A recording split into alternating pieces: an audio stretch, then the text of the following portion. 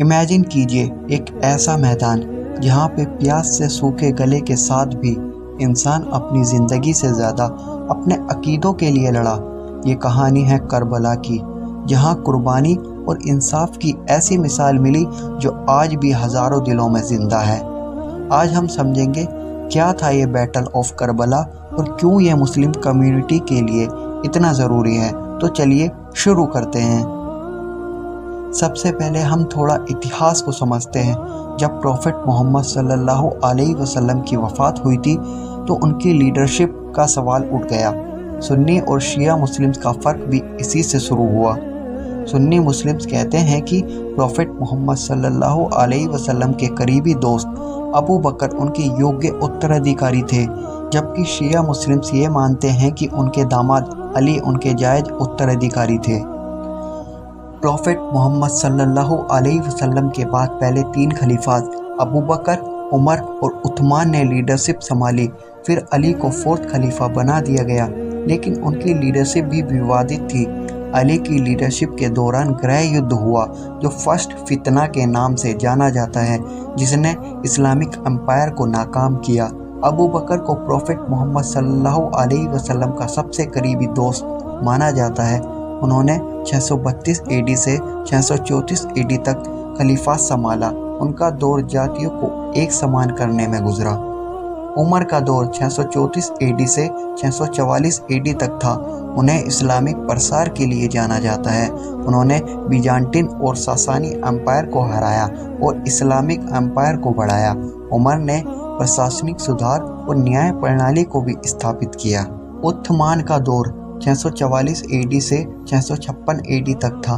उनके दौर में कुरान की कंपाइलेशन हुई, लेकिन उनके नेपोटिज्म के इल्ज़ाम और हुकूमत के मसाइल की वजह से अशांति बढ़ी, जो उनकी हत्या का असल कारण बना। जब अली को शहीद कर दिया गया, उनका बेटा हसन खलीफा बना, लेकिन पॉलिटिकल प्रेशर और शांति को बनाए रखने के लिए हसन ने मुआविया के साथ एक समझौते पर साइन किया और खलीफा से रिज़ाइन कर दिया। मुआविया उमैयद डायनेस्टी का फाउंडर, जो दमास्कस सीरिया की राजधानी से रूल करता था, और उसने एक सेंट्रलाइज्ड अथॉरिटी की स्थापना की। मुआविया की वफ़ात के बाद उनका बेटा याजिद खलीफा बना। याजिद चाहता था कि उसकी लीडरशिप को एक्सेप्ट करे, लेकिन हुसैन ने इससे इनकार किया। उन्होंने जुल्म और अन्याय के खिलाफ स्टैंड लेने का फैसला किया। हुसैन को कुफा के लोगों का सपोर्ट मिला, जिन्होंने उन्हें अपना लीडर बनाने का इनविटेशन भेजा।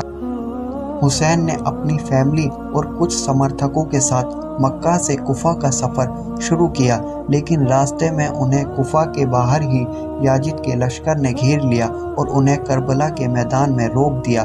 करबला, जो आज के इराक में है, एक ऐसा मैदान था जहां हुसैन और उनके समर्थकों को पानी और खाने से महरूम रखा गया।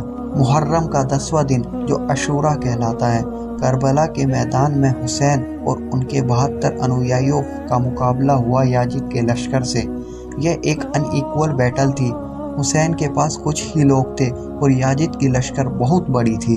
एक एक करके हुसैन के अनुयायी शहीद होते गए। प्यास, भूख और गर्मी से लड़ते हुए हुसैन ने अपने पूरे फैमिली और साथियों को खो दिया।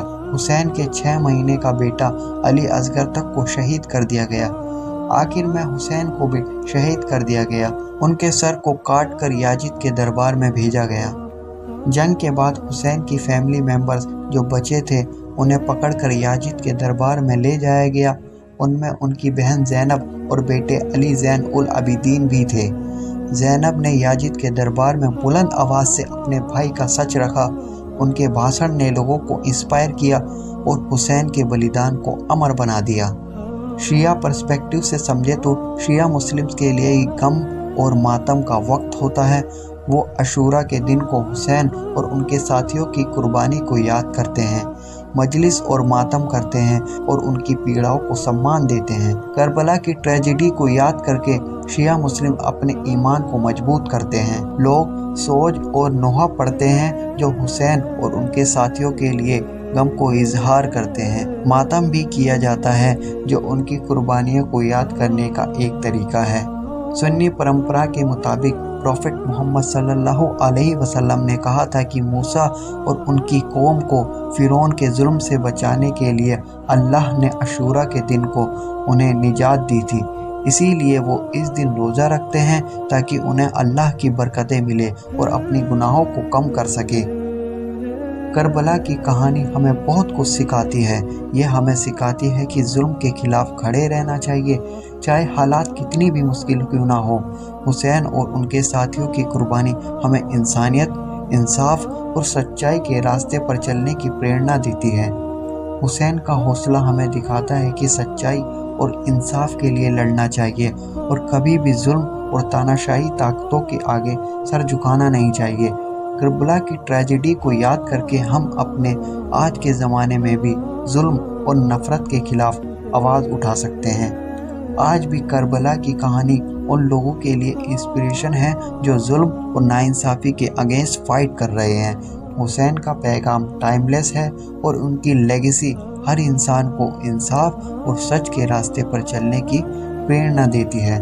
तो दोस्तों, ये थी कहानी बैटल ऑफ करबला की और क्यों मुस्लिम मुहर्रम मनाते हैं। अगर आपको ये वीडियो इन्फॉर्मेटिव लगी हो तो प्लीज़ लाइक करें, शेयर करें और चैनल को सब्सक्राइब करें। कमेंट में ज़रूर बताएं कि आपका फीडबैक क्या है। शुक्रिया और मिलते हैं अगली वीडियो में।